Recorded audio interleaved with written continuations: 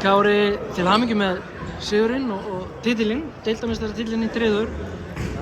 Hvað svona annað en heimaleikaréttur í úrslitakeppninni þýðir þetta fyrir ykkur?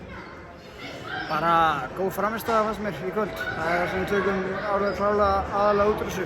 Bara virkilega flottir, góð einbeiting, góð kraftur og góð orka í okkur. Og það er það sem við vildum hérna, að fá svoleiðis frammistöðu, win or lose og bara já, ég held að við séum sáttast með það.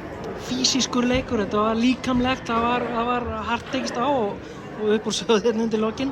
Var það bara eitthvað sem þið voru bara tilbúinir í? Já, bara, þú veist, tvö hörku lið og að gefa ekki neitt eftir og það er bara komið smá frustration kannski í menn undir lokin og það er bara fylgir þessu. Menn bara kannski aðeins að halda haus betur svo þetta fari ekki alveg í svona mikið næsing en bara, já, virkilega góður leikur og ég held að þetta verður skemmtilegur leikur, allan fyrir Valsara. Áherslunar ykkar, varnarleikur, svona frá mínu sjónarhorni, var það skipunin frá Finn þjálfara í kvöld? Klárlega. Ég meina við höldum Njarðvík í 76 stigum á heimavelli og ég tel að vera bara nokkuð gott og það er alltaf búið að vera fókusin okkar og við fáum þannig sókn út frá vörðinu okkar og það verður alltaf auðveldara fyrir okkur.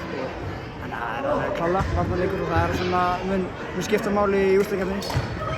Og gamla Tuggan með góðum varnarleik kemur sóknarleikurinn, 100 stig á þá hérna á heimavelli. Já, það er algjör þannig. Það náðu auðveldum körfum og smá hraða og það er bara gamla Tuggan, það er rétt yfir. Takk fyrir þetta, Kári. Takk hérlega.